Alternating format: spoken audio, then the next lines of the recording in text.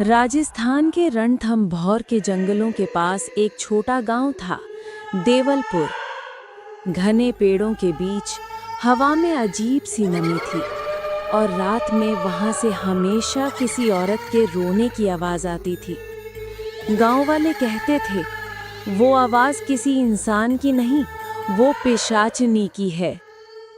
शिवम, एक शहर का लड़का, डॉक्यूमेंट्री बनाने गांव आया था। वो कैमरा लेकर लोक कथाएं रिकॉर्ड कर रहा था, भूत प्रेत, चुड़ैल और पुराने श्रापों की कहानियां। गांव के बुजुर्गों ने उसे चेतावनी दी, बेटा, उस पुराने कालवन जंगल में मत जाना, वहां एक औरत रहती है जो इंसानों का लहू पीती है। शिवम ने हंसते हुए कहा, ये सब अंधविश्वास है, मैं जाकर सच्चाई दिखाऊंगा।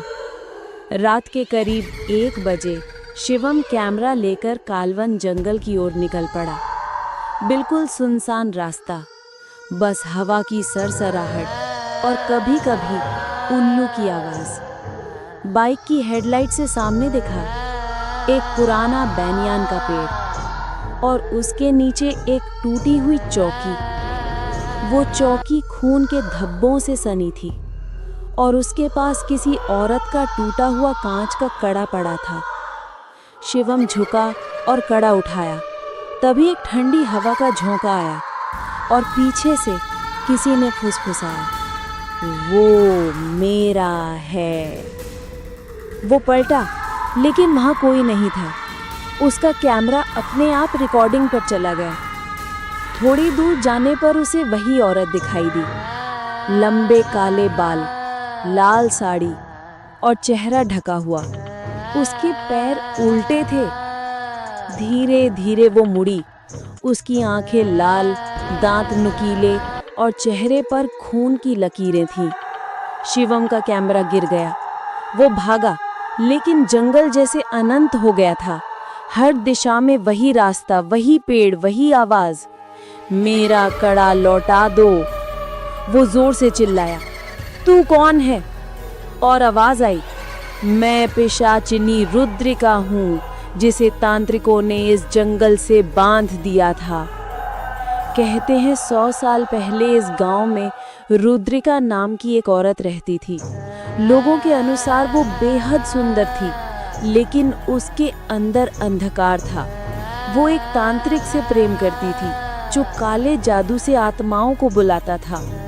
जब गांव वालों को सच्चाई पता चली, उन्होंने दोनों को बांधकर जिंदा जला दिया। मरते समय रुद्रिका ने कहा था, मैं लौटूंगी हर उस इंसान के लिए जो मेरी सच्चाई पर हंसेगा। उस दिन से हर साल अमावस की रात कोई ना कोई उस जंगल में गायब हो जाता था। शिवम ने पेड़ के नीचे झुककर माफी मांगी, मुझे नहीं पता था, मैं सिर्फ सच्चाई जानना चाहता था। पिशाचिनी की परछाई उसके सामने आई। उसने कहा, अब तुझे भी मेरी तरह सच्चाई का हिस्सा बनना होगा। उसने हाथ बढ़ाया और शिवम की छाती पर अपने नुकीले नाखून गाड़ दिए। शिवम की चीख पूरे जंगल में गूंज गई। कैमरा गिरा रहा, रिकॉर्डिंग चालू थी। अगली सुबह जब गांव वाले पहुंचे, उन्हें जंगल में शिवम की बाइक मिली और उसका कैमरा।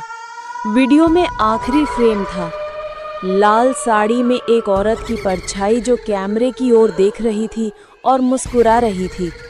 वो वीडियो पुलिस ने जब्त कर लिया, पर उसके बाद जो लोग उसे देखने की कोशिश करते, उनकी आंखों में जलन होती और वो रात को किसी औरत की फुसफुसाहट सुनने लगते, मेरा कड़ा लौटा दो। आज भी देवलपुर के जंगल में जब हवा चलती है, तो पेड़ों के बीच लाल साड़ी फड़फड़ाती दिखाई देती है।